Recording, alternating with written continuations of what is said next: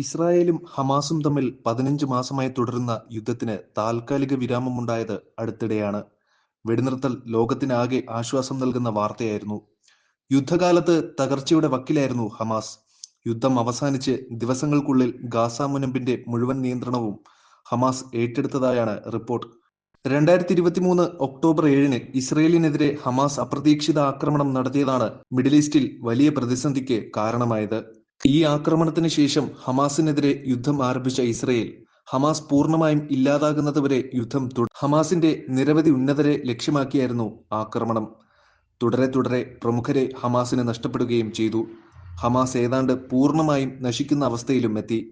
എന്നാൽ യുദ്ധം നിലച്ചതോടെ ഹമാസ് ഗാസയുടെ നിയന്ത്രണം തിരിച്ചുപിടിച്ചു. കഴിഞ്ഞ ആഴ്ച ഹമാസ് 3 ഇസ്രയേലി ബന്ദികളെ മോചിപ്പിച്ചപ്പോൾ ഇത് വ്യക്തമായിരുന്നു. വർഷങ്ങളായി മിഡിൽ ഈസ്റ്റിനെ നിരീക്ഷിക്കുന്ന ടെല്ലവീവ് സർവകലാശാലയിലെ മുതിർന്ന ഗവേഷകനായ മൈക്കൽ മിൽസ്റ്റീൻ പറയുന്നത്, ഗാസയിൽ വൻ ശക്തിയായി ഹമാസ് തിരിച്ചുവരുമെന്നും ഹമാസിന്റെ സ്ഥിതി ഇപ്പോൾ അത്ര മോശമല്ലെന്നുമാണ്. ഹമാസിനെ നശിപ്പിക്കുന്നതിനായി ഗാസ മുനമ്പിൽ ഇസ്രയേൽ തുടർച്ചയായി നടത്തിയ ആക്രമണങ്ങളിൽ 46,000-ലധികം ആളുകൾ കൊല്ലപ്പെട്ടതായാണ് റിപ്പോർട്ട്. ഗാസയിലെ 90% ജനങ്ങളും തങ്ങളുടെ വീടുകൾ വിട്ട് പലായനം ചെയ്യാൻ നിർബന്ധിതരായി. രാജ്യത്ത് ഇത്രയും വിനാശകരമായ നാശനഷ്ടങ്ങൾ ഉണ്ടായപ്പോഴാണ് അമേരിക്കയും ഖത്തറും ഉൾപ്പെടെയുള്ള രാജ്യങ്ങളുടെ സഹായത്തോടെ വെടിനിർത്തൽ പ്രാബല്യത്തിൽ വരുന്നത്. വെടിനിർത്തലിനെ ഹമാസ് തങ്ങളുടെ വിജയമായും നേട്ടമായും കണക്കാക്കുന്നു.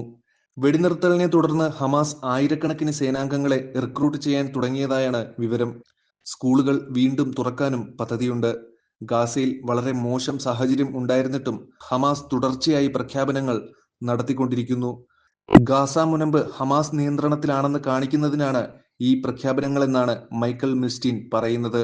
ഗാസ മുനമ്പ് പൂർണ്ണമായും ഹമാസിന്റെ നിയന്ത്രണത്തിലായാൽ അത് മേഖലയിൽ വീണ്ടും വലിയ സംഘർഷത്തിന് കാരണമാകും. ഭാവിയിൽ ഹമാസ് ഇസ്രയേലിനെ വീണ്ടും ആക്രമിച്ചാൽ അത് വൻ ദുരന്തമായിരിക്കും സൃഷ്ടിക്കുന്നതെന്നും മൈക്കൽ മിൽസ്റ്റീൻ പറയുന്നു. ഗസയിൽ വെടിനിർത്തൽ പ്രാബല്യത്തിൽ വന്നതോടെ സ്വാതന്ത്ര്യത്തിന്റെ വായു ശ്വസിക്കുകയാണ് ജനം. ഇസ്രയേൽ കൊലപ്പെടുത്തിയ സിൻവാർ കൊല്ലപ്പെട്ട കെട്ടിടം സന്ദർശിക്കാൻ ജനങ്ങളുടെ ഒഴുക്കാണ്. സിൻവാർ അവസാനമായി ഇരുന്നിരുന്ന കസേരയും സംരക്ഷിച്ചിരിക്കുന്നു. വീടിന്റെ അവശിഷ്ടങ്ങൾക്ക് മുകളിൽ ഈ ഇരിപ്പിടവും സിൻവാറിന്റെ വസ്ത്രവും അതേപടി സൂക്ഷിച്ചിട്ടുണ്ട്. പ്രദേശത്തെ താലൽ സുൽത്താൻ എന്നതിന് പകരം താലൽ സിൻവാർ എന്നാണ് ആളുകൾ ഇപ്പോൾ വിളിക്കുന്നത്. അതിനിടെ സിൻവാറിന്റെ ദൃശ്യങ്ങൾ പുറത്തുവന്നു. അൽ ജസീറയാണ് ദൃശ്യങ്ങൾ പുറത്തുവിട്ടത്. ഗസയിലെ യുദ്ധത്തിന്റെ വിവിധ ഘട്ടങ്ങളിലുള്ള ദൃശ്യങ്ങളാണ് പുറത്തുവന്നത്. സിൻവാർ സൈനിക വേഷം ധരിച്ച് ഊന്നുവടി ഉപയോഗിച്ച് യുദ്ധഭൂമിയിലൂടെ നടക്കുന്നത് ദൃശ്യങ്ങളിൽ കാണാം. ശരീരം പൂർണ്ണമായും പുതപ്പുകൊണ്ട് മൂടിയാണ് സിൻവർ നടക്കുന്നത്. സിൻവർ ഒരു റെസിഡൻഷ്യൽ അപ്പാർട്ട്മെന്റിലൂടെ നടക്കുന്നതും ദൃശ്യങ്ങളിലുണ്ട്.